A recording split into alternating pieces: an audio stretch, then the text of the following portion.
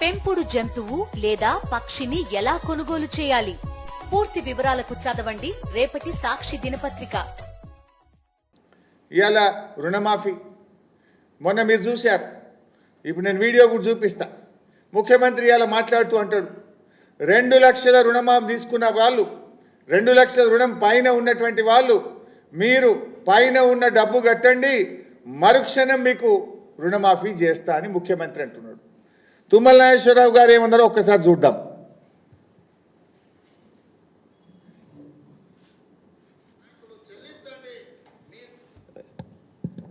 2 లక్షల పైన రుణమా ఉన్నవాళ్ళు 2 లక్షల పైన ఉన్న రుణాన్ని మీరు బ్యాంకులో చెల్లించండి. మీరు చెల్లించిన మరుక్షణం ఆ 2 లక్షల రూపాయలను కూడా మీ ఖాతాలో వేసే బాధ్యత మా ప్రభుత్వం తీసుకుంటుందని చెప్పి నేను ఆ రైతాంగానికి తెలియజేస్తున్నా. 2 లక్షల పైన ఉండేవాళ్ళు మనం చెప్పేదాకా కట్టొద్దని చెప్పారు. ఎప్పుడు మనం డబ్బులు రాగానే కట్టమంటే ఆ రోజు వాళ్ళకి అకౌంట్లో వేస్తాం. లేకపోతే ఇప్పుడే కట్టి నేను కట్టి 10 రోజులు అవుతుంది నాకు వేయలేదు మరి మమ్మల్ని చెప్తారు. ముఖ్యమంత్రి ఏమో 2 లక్షల పైన రుణం ఉన్న వాళ్ళు వెంటనే కట్టండి, మీరు కట్టిన మరుక్షణమే మాఫీ చేస్తా అని ముఖ్యమంత్రి చెప్తాడు. వ్యవసాయ మంత్రి ఏమంటుండు, తొందరపడి పైన ఉన్న వాళ్ళు కట్టకూరు భయ్, మీరు కట్టినాక మళ్ళీ ఇంక ఇయ్యలేదని మమ్మల్ని అంటారు, ఇప్పుడే కట్టకూరు, నేను చెప్పినప్పుడే కట్టుండని వ్యవసాయ మంత్రి అంటాడు. నీదేం క్యాబినెట్ మంత్రికి నీకే శుద్ధి లేదు. నీ మంత్రిదో మాట నీదో మాట. నువ్వేమో కట్టుమంటావు, నీ మంత్రి ఏమో కట్టకమంటాడు. నువ్వు కట్టుమన్నదే నిజమైతే నేను ఒక 5 పేర్లు చెప్తా.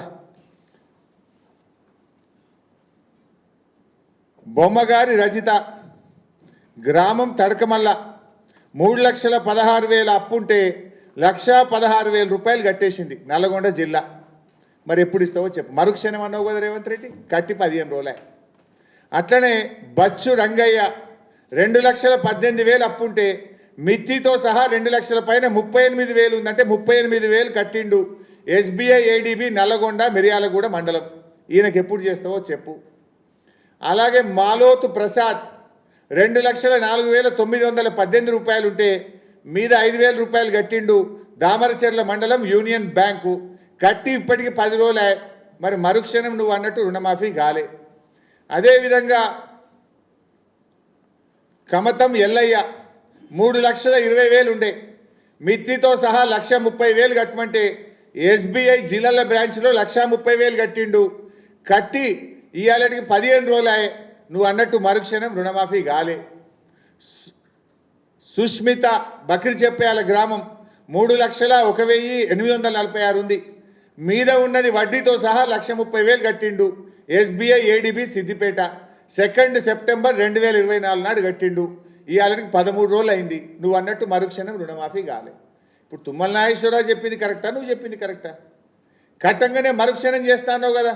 నేను ఉదాహరణకు ఒక 5 పేర్లు చెప్పిన, నల్గొండ 3, మా సిద్దిపేట 3 చెప్పిన. ఇంకా పంపమంటే మొత్తం పంపుతా. మరి చెయ్యి, మరుక్షణమే రుణమాఫీ చేస్తానో కదా, చెయ్యి.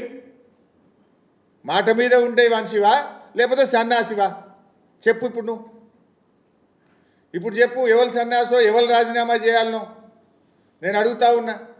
ఏమంటాడు ఈ సన్నాసి ఏడ దాక్కున్నాడు అంటుడు. నేనట ఏడ దాక్కున్నానట. ఇవాళ స్పీచ్లో మాట్లాడుతుండు గాంధీ భవన్లో, రాజీనామా చేస్తా అన్న సన్నాసి ఏడ దాక్కున్నాడు అన్నాడు. ఏడ దాక్కున్నా? నీ గుండెల్లో దాక్కున్నా, నీ గుండెల్లో నిద్రపోతున్నా. నిన్ను నిద్ర పట్టనీయకుండా అనుక్షణం రుణమాఫీ గురించి గుర్తు చేస్తూ నీ మెడలు వంచి ఇలా సగం రుణమాఫీ చేయించిన రేవంత్ రెడ్డి, మిగతా సగం రుణమాఫీ చేసేదాకా కూడా నీ వెంట పడుతూనే ఉంటా. యాడుంటా? నీ గుండెలో నిద్రపోతా. అడుగడుగులో నిన్ను గుర్తు చేస్తుంటా, అడుగడుగులో నిన్ను నిలదీస్తుంటా. రాష్ట్రంలో 42 లక్షల మందికి రుణమాఫీ జరిగేదాకా నీ గుండెల్లో నిద్రపోతా. ఏడవండుకున్నావు అంటున్నావు, ఏడవండుకున్నా? రోజు నీ వెంటనే పడుతున్నా. యాడిసి పెట్టా నిన్ను? యాదాద్రి దేవుని దగ్గరికి పోయి కూడా నేను ఎక్స్పోజ్ చేసిన. ఇంకా మాట్లాడి 4th సిటీ గురించి మాట్లాడుతుంటా. 4th సిటీ అసలు 4th సిటీ ఎక్కడదే? దాని గురించి చెప్పు జర, జాగెక్కడదో. ఫార్మా సిటీ కోసం ఈ దేశములోనే ఫార్మా హబ్గా ఇవాళ తెలంగాణ రాష్ట్రం ఉంది. ప్రపంచమే మన దిక్కు చూస్తుంది. ఇంకా మనకు దగ్గర ఉద్యోగాలు రావాలి, పెట్టుబడులు రావాలి, ఈ రాష్ట్రం ప్రపంచంలో నంబర్ 1 కావాలని ఆనాడు కేసీఆర్ గారు, కేటీఆర్ గారు 1500 కోట్లు ఖర్చు పెట్టి 12,000 ఎకరాల భూమిని ఫార్మాసిటీ కోసం సేకరించారు. దాన్ని ఫార్మా ఇండస్ట్రీకి ఇవ్వకుండా నువ్వేదో దానికి ఫోర్త్ సిటీ పేరు పెట్టి రియల్ ఎస్టేట్ వ్యాపారం చేసే ప్రయత్నం చేస్తున్నావు. అది కాక నీ దగ్గర ఎక్కడితో చెప్పు, ఎక్కడిది ఫోర్త్ సిటీ? ఊదరగొడుతున్నావు. అంత ఏదో నేనే చేసిన ఈ ఫోర్త్ సిటీ అంత ఏదో నా క్రియేషన్ అని మాట్లాడుతున్నావు. వెనకటికటెవడో వంటంతా వండి పెట్టినాక వడ్డించడానికి వచ్చిండట, వడ్డించడానికి చేసి అంత నేనే చేసిన అన్నాడట. ఇది కేసీఆర్ గారు 12,000 ఎకరాలు 1500 కోట్లు ఖర్చు పెట్టి భూసేకరణ చేసి ఢిల్లీకి వెళ్ళి ఎన్విరాన్మెంట్ క్లియరెన్స్ తెచ్చి కోర్టుల్లో కేసులన్నీ క్లియర్ చేసి రెడీగా పెడితే దాన్ని ఫార్మాసిటీ చేయి నాయన అంటే ఫోర్త్ సిటీ అని పెట్టి రియల్ ఎస్టేట్ వ్యాపారం చేసే ప్రయత్నం చేస్తున్నావు. ఆనాడు ఏం మాట్లాడింది కాంగ్రెస్ పార్టీ? కాంగ్రెస్ అధికారంలోకి వస్తే రైతులకు భూములు వాపసు ఇస్తామన్నారు. ఈ వాపసి మరి అయితే ఫార్మాసిటీ పెట్టు, లేదంటే రైతులకు భూములు వాపసి. నీ ఫోర్త్ సిటీ డ్రామా ఏంది అని నేను అడుగుతా ఉన్నా ఈరోజు. ఇక ఉచిత కరెంటు గురించి మాట్లాడండి. రాజశేఖర రెడ్డి గారు ఉండగా ఉచిత కరెంట్ ఇచ్చిండట, తెలియదా? ఈ రాష్ట్ర రైతులకు తెలియదా? ఉచిత కరెంటు కాస్త ఉత్త కరెంట్ అయింది. అది దొంగ రాత్రి 7 గంటలని చెప్పి 4-5 గంటల కరెంట్ ఇవ్వలే. కాలిపోయే మోటార్లు, పేలిపోయే ట్రాన్స్ఫార్మర్లు. అది ఉత్త కరెంటు. నిజమైన ఉచిత కరెంట్ ఇచ్చింది కేసీఆర్. 24 గంటల నాణ్యమైన కను రెప్పగొట్టినంతసేపు కరెంటు పోకుండా, మోటార్లు కాలకుండా, ట్రాన్స్ఫార్మర్లు కాలకుండా నాణ్యమైన కరెంట్ ఇచ్చిండు కేసీఆర్ గారు ఇచ్చిండు. ఆనాడు వైఎస్ ఇచ్చింది ఉత్త కరెంట్ అని రాష్ట్రంలో ఏ రైతుని అడిగినా చెప్తాడు. అన్నీ పగటి కలడినాయి.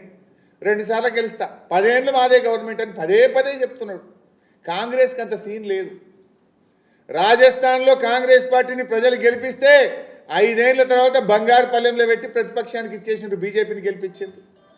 ఛత్తీస్గఢ్లో కాంగ్రెస్ పార్టీని గెలిపిస్తే 5 ఏళ్లకే ప్రజలకు ముక్కులకు వచ్చింది, ఆడ బీజేపీ గవర్నమెంట్ వచ్చింది. నాయన నువ్వు ఈ 5 ఏళ్ళు ఉంటేనే ఎక్కువ. ఇప్పటికే ప్రజలు బాధపడుతున్నారు. కాకపోతే నువ్వు బై డిఫాల్ట్ గెలిచినవు, నీ అదృష్టం బాగుంది, 5 ఏళ్ళు ఉంటావు. కానీ 5 ఏళ్ళు మంచిగా పనిచేయి. ఊరికే తిట్ల దండకాలు బంద్ చేసి ప్రజల కోసం పనిచేయి. నీకున్న అవకాశాలని జాగ్రత్తగా వినియోగించు. ఏదైనా కొద్దిగానే ఉన్న మంచి పేరు వస్తుంది. రెండోసారి గెలుస్తా అంటే కాంగ్రెస్కి అంత సీన్ లేదు. రాజస్థాన్లో ఒక్కసారికే పోయింది, ఛత్తీస్గఢ్లో ఒక్కసారికే పోయింది. యాడైనా కాంగ్రెస్ పార్టీ ఒక్కసారికే పోతుంది. ఇక ఎంత పచ్చి అబద్ధాలంటే మేము టీచర్ల ట్రాన్స్ఫర్ చేసినామని ఇలా చెప్తున్నాడు గాంధీ భవన్లో. 18 ఏళ్ల కింద అయిందట టీచర్ ట్రాన్స్ఫర్లు. 18 ఏళ్ళలో టీచర్ ట్రాన్స్ఫరే కాలేదట. ఇక రేవంత్ రెడ్డి వచ్చి 18 ఏళ్ళ తర్వాత ఇప్పుడే ట్రాన్స్ఫర్లు చేసినా అని మాట్లాడుతుండు. అబద్ధాలు ఆడడానికి సిగ్గుండాలి. 2018లో కేసీఆర్ గారు ప్రభుత్వం ఈ రాష్ట్రంలో ఉపాధ్యాయుల బదిలీలు చేసింది నిజం కాదా రేవంత్ రెడ్డి అని నేను అడుగుతా ఉన్నా. 2018లో general transfers for teachers KCR గారు ప్రభుత్వం చేసింది. నీకెవడో ఆ స్క్రిప్ట్ రైటర్ చక్కగా లేడు. ఆ ముఖ్యమంత్రి పదవి ఇజ్జత్ నువ్వే తీసుకుంటున్నావు. ఇట్లా అబద్ధాలు ఆడితే టీచర్లు ఏమనుకుంటారు? టీవీలో చూసిన టీచర్లు ఏమనుకోవాలి? 18 ఏళ్ల కింద ట్రాన్స్ఫర్ అయింది, ఇప్పుడు నేనే చేసిన అంటే టీవీలలో చూసిన టీచర్లు నేను ఏమనుకుంటారు? నీ పరువు నువ్వు తీసుకున్నట్టు కాదా? నీ గౌరవం నువ్వు దక్కించుకున్నట్టు కాదా? నీ దక్కించుకుంటే దక్కించుకున్నావు నాయన, కుర్చీ గౌరవం పోతుందని మాకు బాధ కలుగుతా ఉంది.